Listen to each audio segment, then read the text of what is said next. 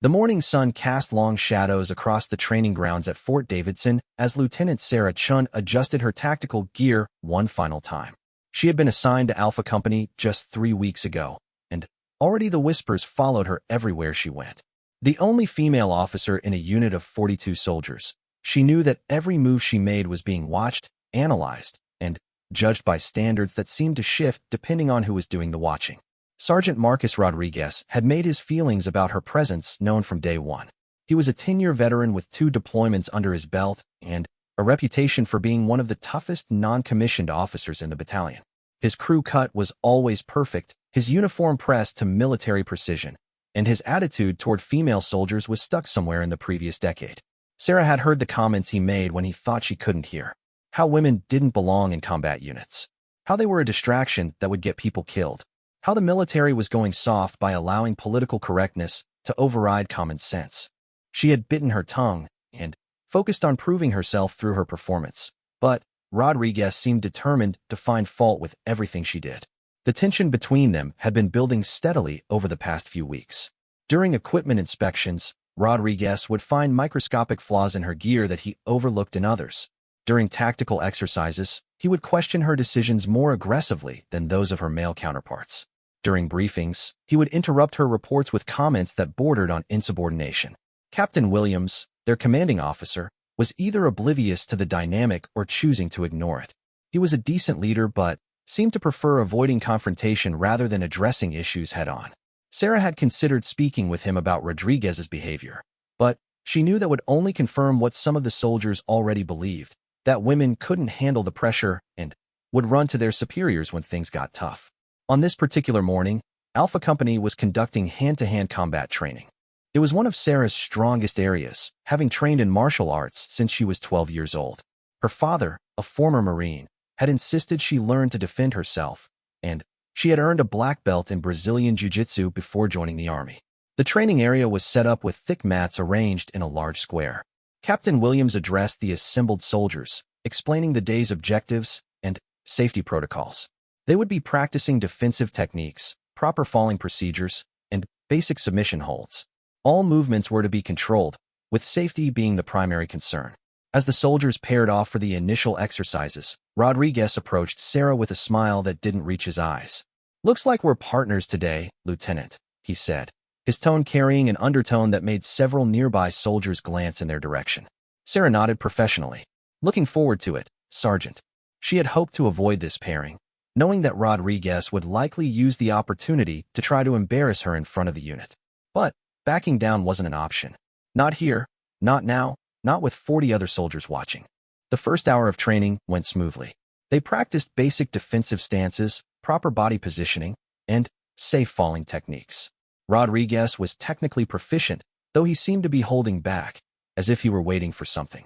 During the break, Sarah overheard some of the younger soldiers talking near the water station. Private Johnson, barely 20 years old and fresh out of basic training, was expressing doubts about having a female officer. "I mean, what happens if we're in combat and she can't keep up?" he wondered aloud. Corporal Stevens, who had been in the unit for 3 years, shook his head. "You shouldn't judge based on gender, man. I've seen plenty of guys who couldn't hack it." "Easy for you to say," Johnson replied. "But when bullets start flying, I want to know that everyone around me can handle their business. No offense to the LT, but nature is nature." Sarah pretended not to hear the conversation, but she felt the familiar burn of frustration in her chest. She had graduated second in her class at the officer candidate school, had scored in the top 5% on every physical fitness test, and had earned the respect of her instructors and peers. Yet here she was, still having to prove that she deserved to wear the same uniform as everyone else. When training resumed, Captain Williams called for demonstrations of more advanced techniques. He asked for volunteers to show proper execution of various holds and defensive maneuvers. Rodriguez immediately raised his hand. "Sir, I'd like to demonstrate the escape from a rear choke hold," he announced. "Lieutenant Chun can assist." Williams nodded approvingly. "Excellent. Remember, everyone, these techniques could save your life in the field. Pay close attention." As Sarah and Rodriguez moved to the center of the training area, she could feel the eyes of the entire unit upon them. The other soldiers formed a loose circle around the mats, some sitting cross-legged, others standing with arms folded. Rodriguez positioned himself behind Sarah, explaining to the watching soldiers how an attacker might approach from behind. His voice was clear and confident as he described the proper way to apply pressure while maintaining control.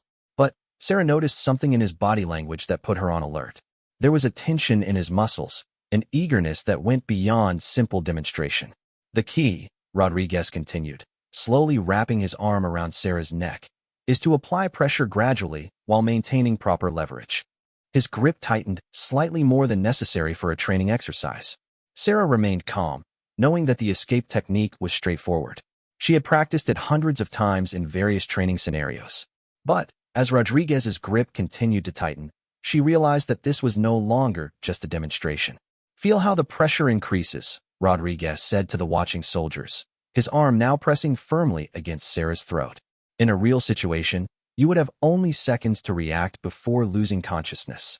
The grip was now uncomfortably tight, cutting off her air supply more than any training exercise required. Sarah could hear her pulse in her ears as she prepared to execute the escape. But Rodriguez's next words confirmed her suspicions that this had moved beyond professional instruction. "Sometimes," he said quietly, his voice pitched low so only she could hear, "people need to learn their limitations."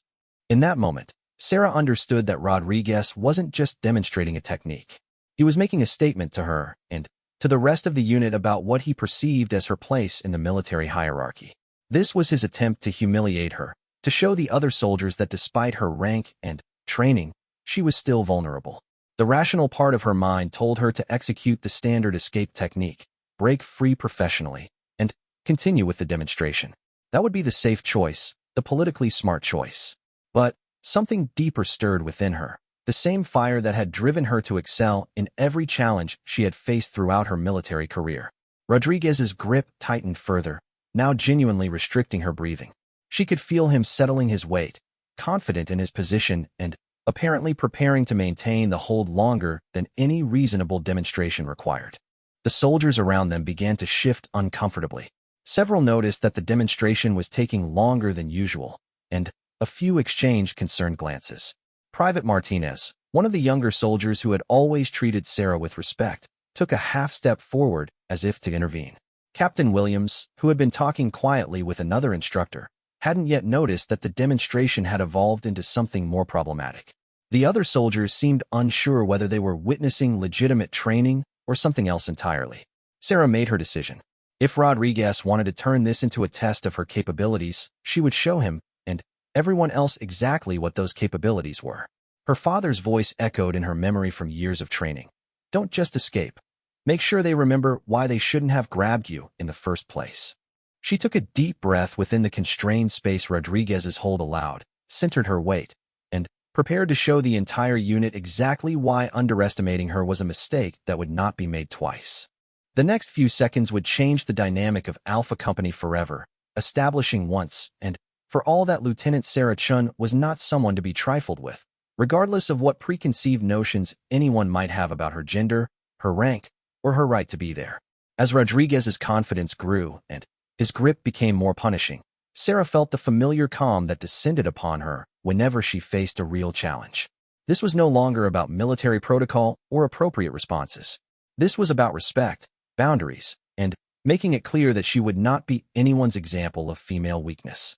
The circle of watching soldiers seemed to sense that something significant was about to happen, though none of them could have predicted just how dramatically the situation was about to change, or how one moment of poor judgment would result in a lesson that would be remembered and discussed throughout Fort Davidson for years to come. That Sarah's training kicked in with crystalline clarity.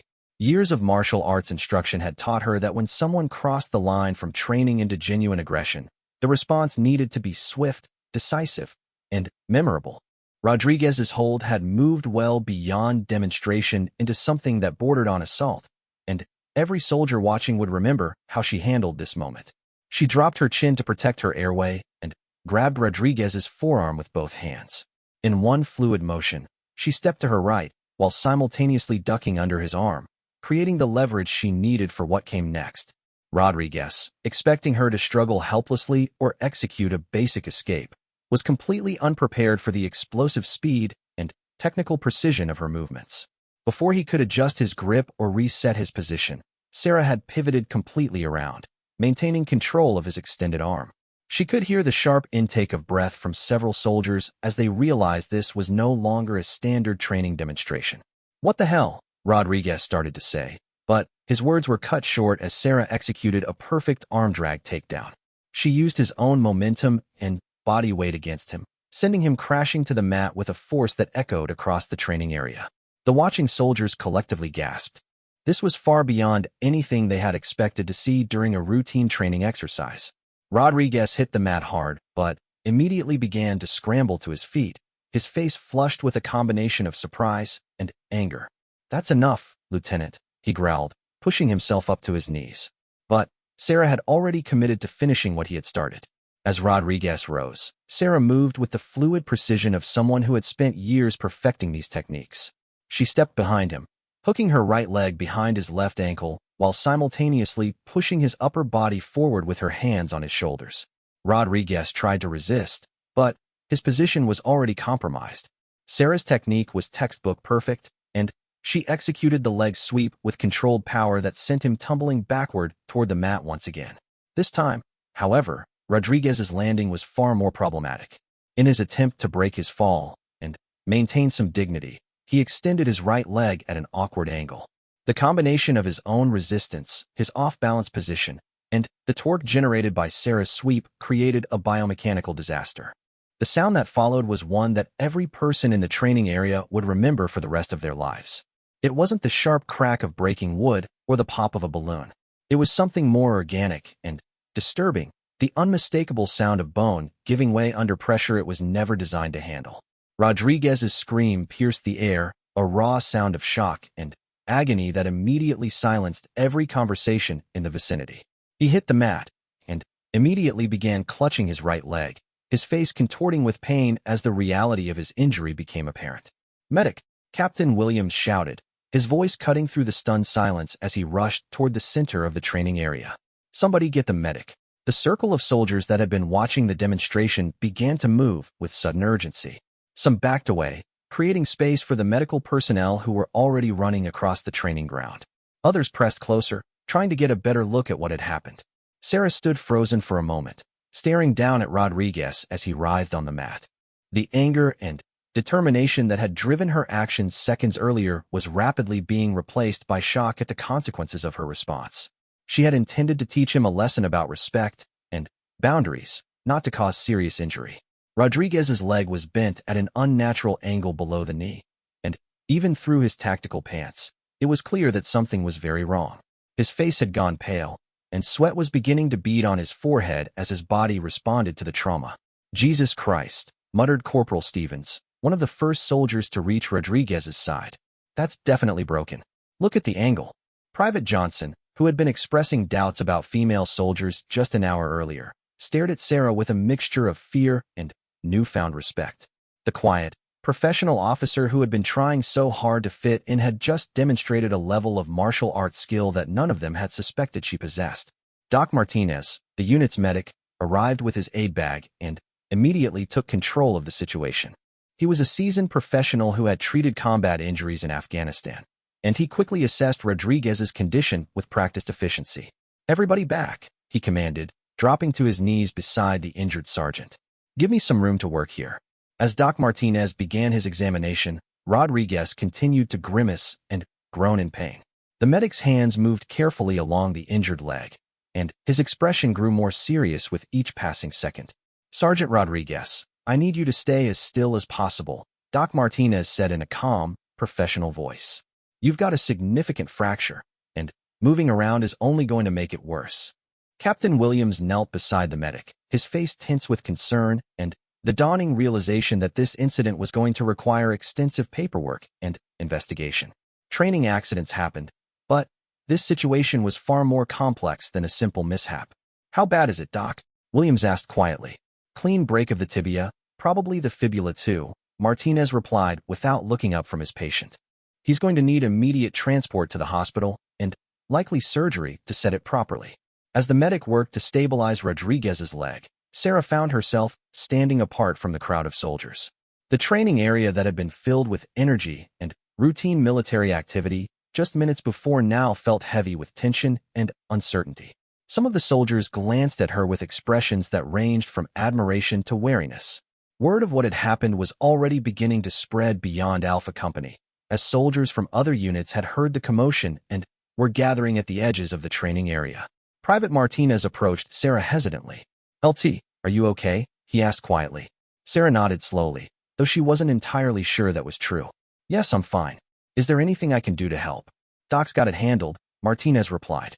"But, man, where did you learn to do that? That was some serious martial arts right there." Before Sarah could answer, Captain Williams appeared at her side. His expression was carefully neutral, but she could see the wheels turning in his head as he processed the implications of what had just occurred. "Lieutenant Chun, I need to speak with you privately," he said in a low voice. "As soon as the medic has Rodriguez stabilized." Sarah nodded. "Of course, sir." The ambulance arrived 15 minutes later, its sirens wailing as it crossed the training ground.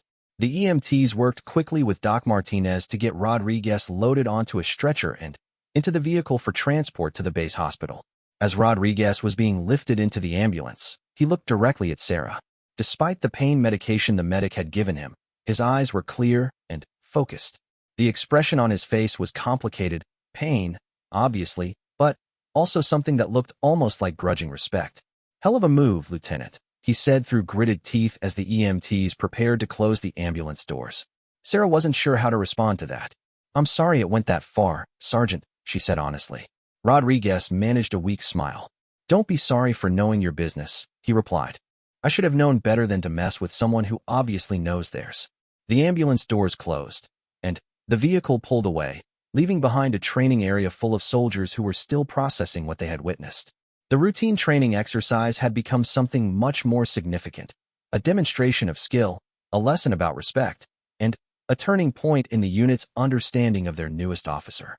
Captain Williams gestured for Sarah to follow him toward the administrative building. As they walked, she could hear the conversation starting up behind them.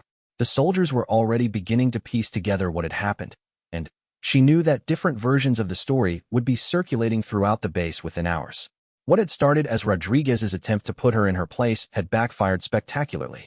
Instead of demonstrating her weakness, he had inadvertently showcased her martial arts expertise to the entire unit.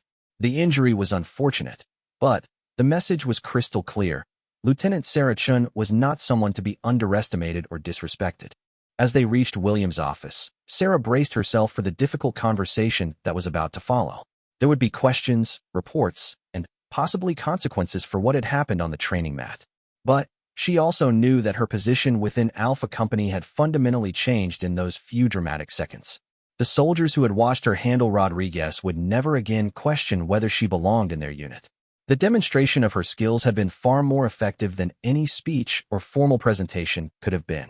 She had proven herself in the most direct way possible, through action rather than words.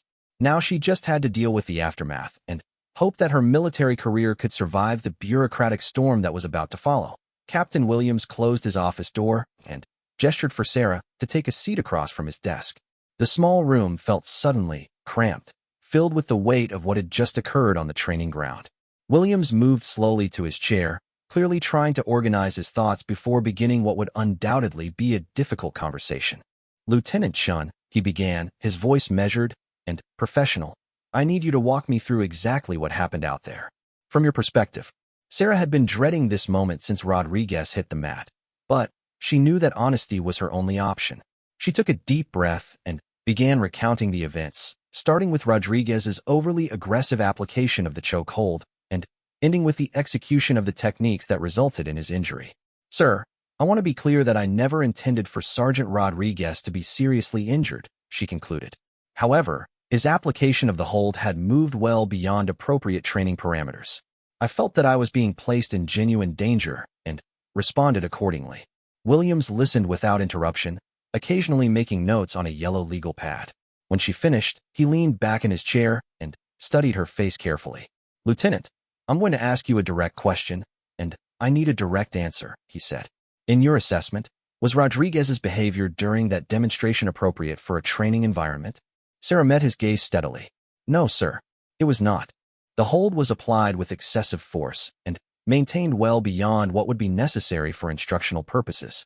In civilian terms, What he did could be considered assault. Williams nodded slowly. That's what I thought I saw, but I needed to hear it from you. He set down his pen and leaned forward. Sarah, I owe you an apology. I've been aware of the tension between you and Rodriguez, and I should have addressed it directly instead of hoping it would resolve itself. The use of her first name surprised her. Williams was strictly professional in his interactions with his officers, and the informal address suggested that this conversation was moving beyond standard military protocol. Sir, I don't think an apology is necessary, she replied. You had no way of knowing that Rodriguez would escalate things to that level. Actually, I should have known, Williams said firmly. Rodriguez has had issues with female soldiers before. Not to this extent, but there have been complaints. I thought that working with you directly might help him adjust his attitude, but I clearly misjudged the situation. This was news to Sarah. She had assumed that Rodriguez's hostility toward her was primarily personal, not part of a larger pattern of behavior. The revelation that Williams had been aware of previous issues changed her perspective on the entire situation. What kind of complaints, sir? She asked. Nothing that rose to the level of formal charges, but enough to establish a pattern, Williams replied. Comments about women not belonging in combat units, unnecessary scrutiny of female soldiers' performance, that sort of thing. I thought that having a competent female officer in the unit might help him see things differently. Sarah felt a flash of irritation. So, I was an experiment. Williams had the grace to look uncomfortable. That's not how I intended it, but I can see how it might appear that way. The truth is, I thought you were strong enough to handle Rodriguez, and maybe even change his perspective in the process. Well, I certainly handled him, Sarah said dryly, though probably not in the way you envisioned. A knock at the door interrupted their conversation. Williams called for the visitor to enter, and Corporal Stevens stepped into the office, his expression serious. Sir, I thought you should know that Colonel Martinez from Base Command is on his way over, Stevens reported. Apparently, word about the training incident has already reached the battalion level. Williams sighed heavily. How long do we have? Maybe 10 minutes, sir. He sounded pretty concerned on the phone. After Stevens left, Williams turned back to Sarah. This is going to get complicated quickly. Colonel Martinez is old-school military, and he's not particularly progressive when it comes to women in combat roles. The fact that a female officer injured a male NCO during training is going to raise red flags for him. Sarah felt her stomach tighten. She had known that there would be consequences, but the involvement of the battalion commander suggested that this incident could have implications for her entire military career. What should I expect, sir? She asked. There'll definitely be an investigation, Williams replied. They'll interview witnesses, review training protocols, and examine both of your service records. The good news is that we have 40 soldiers who witnessed what happened, so there won't be any question about the facts. And the bad news? Williams hesitated. The bad news is that the military doesn't always care about facts as much as it cares about perceptions. A female officer seriously injuring a male NCO is the kind of story that tends to take on a life of its own, regardless of the circumstances. Before Sarah could respond, they heard vehicles pulling up outside the building. Williams glanced out his window and confirmed what they both already knew. Colonel Martinez had arrived, and he hadn't come alone. Lieutenant, I want you to remember something, Williams said quietly as they heard footsteps in the hallway. You did nothing wrong out there. Rodriguez created a dangerous situation, and you responded appropriately. Don't let anyone convince you otherwise. The knock on the door was firm and authoritative. Come, Williams called out, rising to his feet. Colonel Martinez entered the office, followed by Major Thompson from the Inspector General's office and Captain Rodriguez from the military police. Sarah stood at attention, knowing that her career might well depend on how the next hour went. Colonel Martinez was a compact man in his 50s with steel-gray hair and the bearing of someone who had spent 3 decades in the Army. His eyes moved quickly between Williams and Sarah, taking in details and forming preliminary assessments. Captain Williams, Lieutenant Shun, he said formally. I understand we have a serious training incident to discuss. Yes, sir, Williams replied. I was just briefing Lieutenant Shun on the preliminary investigation process. Martinez nodded curtly. Lieutenant Shun, I need you to understand the gravity of this situation. Sergeant Rodriguez is currently in surgery to repair multiple fractures in his right leg. The doctors indicate that he may require additional procedures and will be on limited duty for at least 6 months. Sarah maintained her composure despite the severity of Rodriguez's injuries. I understand, sir. I regret that the situation escalated to that point. Regret is appropriate, Martinez continued. But what I need to understand is how a routine training demonstration resulted in such a serious injury. Captain Rodriguez here will be conducting a formal investigation, and Major Thompson will be ensuring that proper procedures are followed. Major Thompson stepped forward. Lieutenant Chun, you should be aware that this investigation will examine whether excessive force was used during the training exercise. We'll also be reviewing the appropriateness of your response to the situation. Sarah felt the familiar burn of frustration rising in her chest. The implication was clear. She was being treated as the aggressor rather than someone who had defended herself against inappropriate behavior. Sir, I believe that when the facts are fully examined, you'll find that my response was both appropriate and necessary, she said carefully. That remains to be determined, Martinez replied. What I can tell you is that this incident has already generated significant interest at the division level. The fact that it involves a female officer and questions about the integration of women into combat units means that people well above my pay grade are going to be watching how this unfolds. The political implications were becoming clearer by the moment. Sarah's situation had moved beyond a simple training accident into something that could impact policy decisions about women in the military. Captain Rodriguez opened a file folder and consulted his notes. Lieutenant Chun, I'll need you to provide a detailed written statement about the events leading up to and including the incident. I'll also be interviewing all witnesses to get their perspectives on what occurred. Of course, sir, Sarah replied. One more thing, Martinez added. Until this investigation is complete, you'll be temporarily reassigned to administrative duties. You're not to participate in any physical training or combat-related activities. Sarah's heart sank. Being removed from her unit and placed on administrative duty was tantamount to being declared guilty before the investigation even began.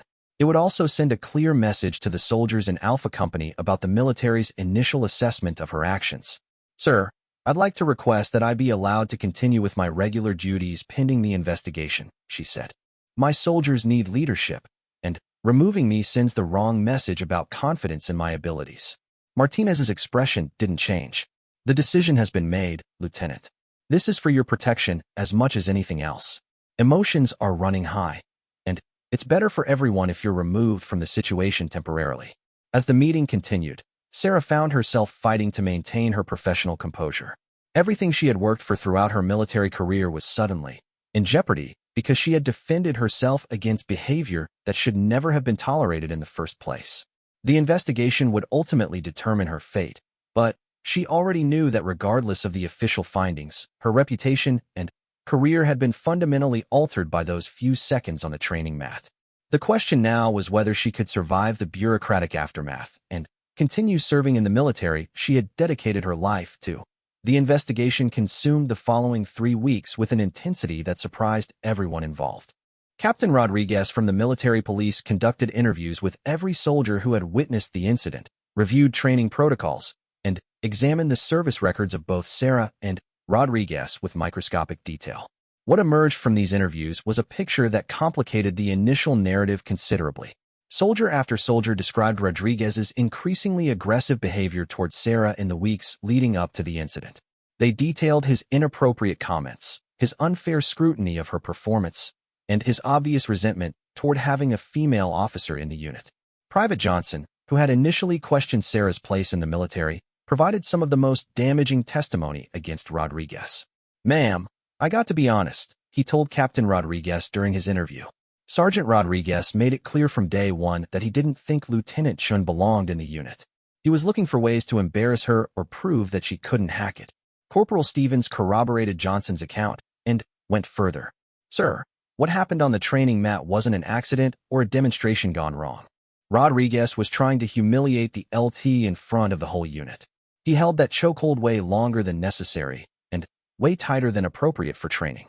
Private Martinez, who had been one of Sarah's strongest supporters from the beginning, provided the most detailed account of Rodriguez's pattern of behavior. Rodriguez would make comments about women in combat whenever he thought the LT couldn't hear.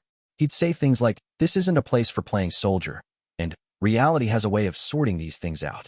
We all knew he had a problem with her being there.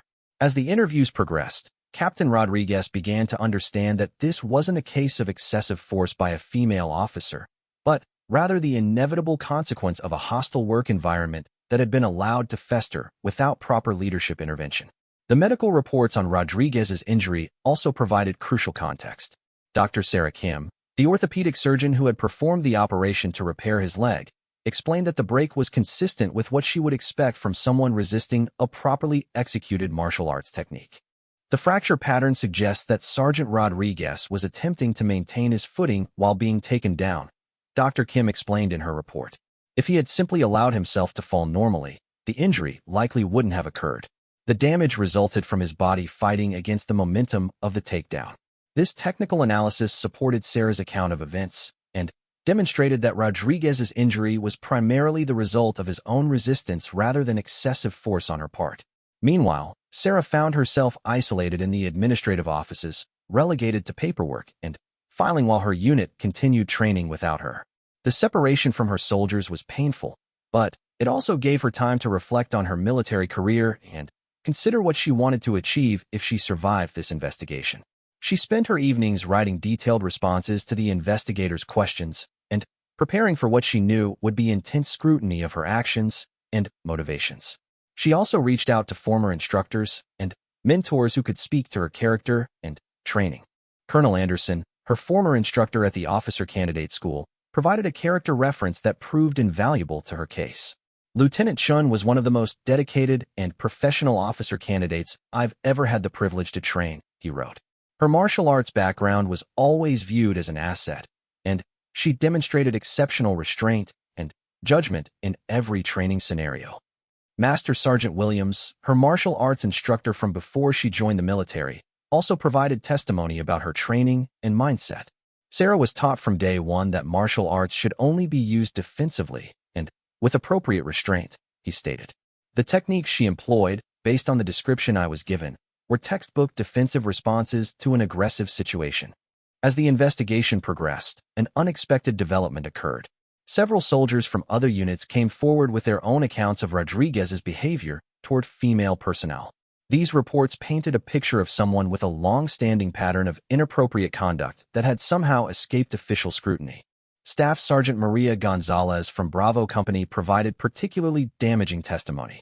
Rodriguez made inappropriate comments to me during a joint training exercise 6 months ago, she reported.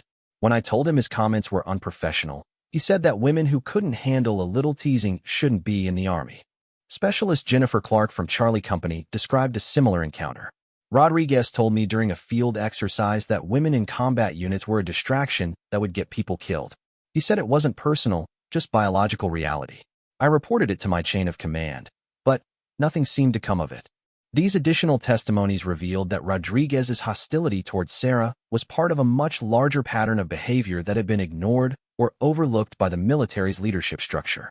Colonel Martinez found himself in an increasingly difficult position as the investigation uncovered more evidence of Rodriguez's inappropriate conduct. What had initially appeared to be a case of a female officer using excessive force was evolving into a potential scandal about the military's failure to address systemic harassment of women in the ranks.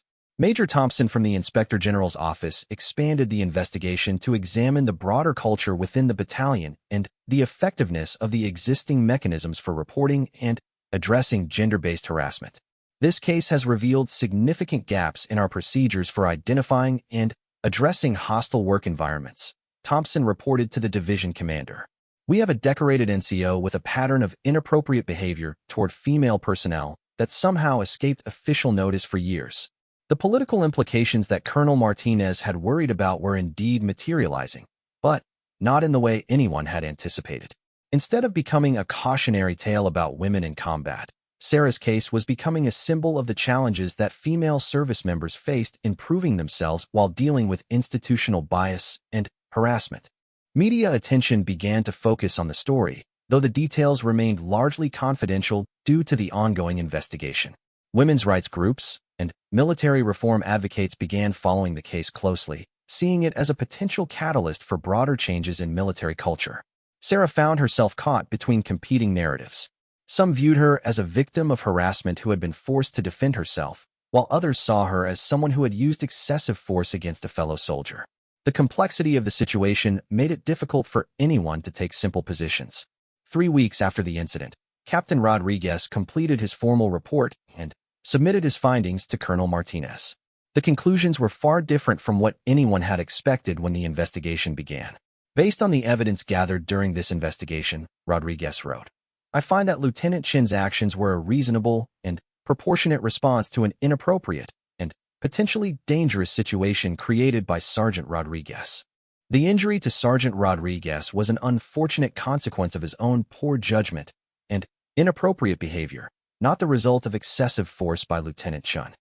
The report went on to recommend that charges be filed against Rodriguez for conduct unbecoming an NCO and for creating a hostile work environment. It also recommended that Sarah be fully reinstated to her position with Alpha Company and that her record reflect no wrongdoing in connection with the training incident. Colonel Martinez faced a choice that would have implications far beyond his battalion. He could accept the investigation's findings and take action against Rodriguez, which would send a strong message about accountability and appropriate behavior. Or he could find ways to minimize the consequences for Rodriguez and maintain the status quo. The decision he made would determine not only Sarah's future in the military, but also whether the institution would begin to seriously address the systemic issues that had allowed the situation to develop in the first place. The training mat incident had become much more than a confrontation between two soldiers. It had become a test of the military's commitment to creating an environment where all service members could perform their duties without fear of harassment or discrimination. As Sarah awaited the final decision on her case, she reflected on how dramatically her life had changed in just a few seconds. The confrontation with Rodriguez had forced her to prove herself in the most direct way possible, but it had also revealed the extent of the challenges that women in the military continued to face. Whether the outcome ultimately vindicated her actions or ended her career, she knew that the incident had changed her perspective on military service forever. The institution she had dedicated her life to was far more complex and flawed than she had understood, but it was also capable of growth and change when forced to confront its own shortcomings. Colonel Martinez spent 2 sleepless nights reviewing the investigation report and considering the broader implications of his decision. The evidence was overwhelming. Rodriguez had created a hostile work environment and had escalated a training demonstration into something that bordered on assault. Sarah had responded appropriately to defend herself, and the injury was primarily the result of Rodriguez's own poor judgment. But Martinez also understood that his decision would be scrutinized at the highest levels of military command. The case had already attracted attention from Congress, women's rights organizations, and military reform advocates. Whatever he decided would be viewed as a statement about the military's commitment to gender equality and accountability. On Thursday morning, exactly 4 weeks after the incident, Martinez called a meeting with all the key personnel involved in the investigation. Sarah sat in the conference room alongside Captain Williams, Major Thompson, and Captain Rodriguez, waiting for the decision that would determine her future. Martinez entered the room with a thick file folder and an expression that revealed nothing about his conclusions. He took his seat at the head of the conference table and surveyed the assembled officers before speaking. Ladies and gentlemen, I've carefully reviewed the investigation report and all supporting documentation, he began. I've also consulted with the division commander and the Inspector General's office regarding the appropriate response to this situation. He paused, allowing the tension in the room to build before continuing. The evidence clearly demonstrates that Sergeant Rodriguez engaged in a pattern of inappropriate behavior toward Lieutenant Chun that culminated in an unprofessional and dangerous escalation of what should have been a routine training demonstration. Sarah felt a wave of relief wash over her, though she maintained her professional composure as Martinez continued. Lieutenant Chin's response to this situation was both appropriate and restrained, given the circumstances. The investigation found no evidence of excessive force or improper conduct on her part. She will be immediately reinstated to her full duties with Alpha Company, and her personnel file will reflect no adverse action related to this incident. The vindication was complete, but Martinez wasn't finished. However, this investigation has revealed systemic issues within our battalion that require immediate and comprehensive action. Effective immediately, all personnel will undergo mandatory training on appropriate workplace conduct and the proper reporting procedures for harassment complaints. We will also be implementing new oversight mechanisms to ensure that similar situations do not develop in the future. Martinez turned his attention to the broader implications of the case. The military has made significant progress in integrating women into combat roles, but This incident demonstrates that we still have work to do in creating an environment where all service members can perform their duties without fear of harassment or discrimination. Over the following days, the consequences of Martinez's decision rippled throughout the military community. Rodriguez was formally charged with conduct unbecoming an NCO and creating a hostile work environment. He accepted a plea agreement that resulted in his reduction in rank and transfer to a non-combat support role. The case also prompted broader reforms within the division. New policies were implemented for reporting and investigating harassment complaints, and additional training was mandated for all leadership personnel on recognizing and addressing inappropriate behavior. Sarah returned to Alpha Company to find a dramatically changed dynamic within the unit. The soldiers who had witnessed her confrontation with Rodriguez now treated her with a level of respect that went far beyond what her rank alone would have commanded. They had seen her tested under pressure and had watched her emerge victorious despite facing institutional bias and personal attacks. Private Johnson, who had initially questioned her place in the military, approached her during her first week back. "Ma'am, I owe you an apology," he said quietly. "I had some pretty backward ideas about women in combat, and what happened with Rodriguez opened my eyes to a lot of things I hadn't understood before." Corporal Stevens echoed similar sentiments. "LT, watching you handle that situation taught me more about leadership and courage than any textbook ever could. You didn't just defend yourself physically. You stood up for principles that benefit all of us." The respect Sarah had earned extended beyond her immediate unit. Word of her case had spread throughout the base, and she found herself being approached by female soldiers from other companies who thanked her for taking a stand and fighting for accountability. Staff Sergeant Gonzalez, who had provided testimony about her own experiences with Rodriguez, sought Sarah out during a chance encounter at the commissary. "What you did took incredible courage," Gonzalez said. "A lot of us have dealt with harassment and inappropriate behavior, but we've been afraid to speak up because we thought it would hurt our careers. Seeing you fight back and win gives the rest of us hope." The media attention surrounding the case also brought unexpected opportunities. Sarah was invited to speak at military academies and leadership conferences about her experiences and the importance of creating inclusive environments in the armed forces. Her first major speaking engagement was at the Army War College, where she addressed an audience of senior officers about the challenges facing women in military service. She spoke candidly about the harassment she had experienced and the importance of leadership in setting appropriate standards of conduct. The incident on the training mat lasted only a few seconds, she told the assembled officers. But the culture that allowed it to happen had been developing for years. As leaders, we have a responsibility to recognize inappropriate behavior early and address it decisively before situations escalate to the point where someone gets hurt. Her presentation was met with a standing ovation, and several senior officers approached her afterward to discuss implementing similar reforms in their own commands. The case also had personal implications for Sarah's military career that extended far beyond the immediate vindication. Her demonstration of both physical capability and moral courage had marked her as a rising star within the Army's leadership structure. 6 months after the incident, she was selected for promotion to captain ahead of her normal timeline. Colonel Martinez, who had initially been reluctant to deal with the complications her case presented, became one of her strongest advocates. Lieutenant Chen demonstrated exactly the kind of leadership and integrity we need in our officer corps, Martinez wrote in his recommendation for her early promotion. Her handling of an extremely difficult situation showed both professional competence and personal courage that should serve as a model for all service members. The promotion ceremony was held on the same training ground where the confrontation with Rodriguez had taken place. As Sarah received her new rank insignia, she reflected on how dramatically her life had changed since that morning when she had simply been trying to prove that she belonged in Alpha Company.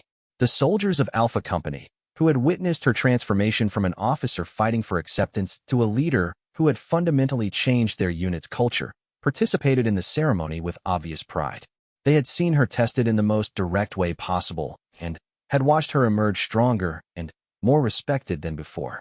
Captain Williams, who had officiated the ceremony, pulled Sarah aside afterward.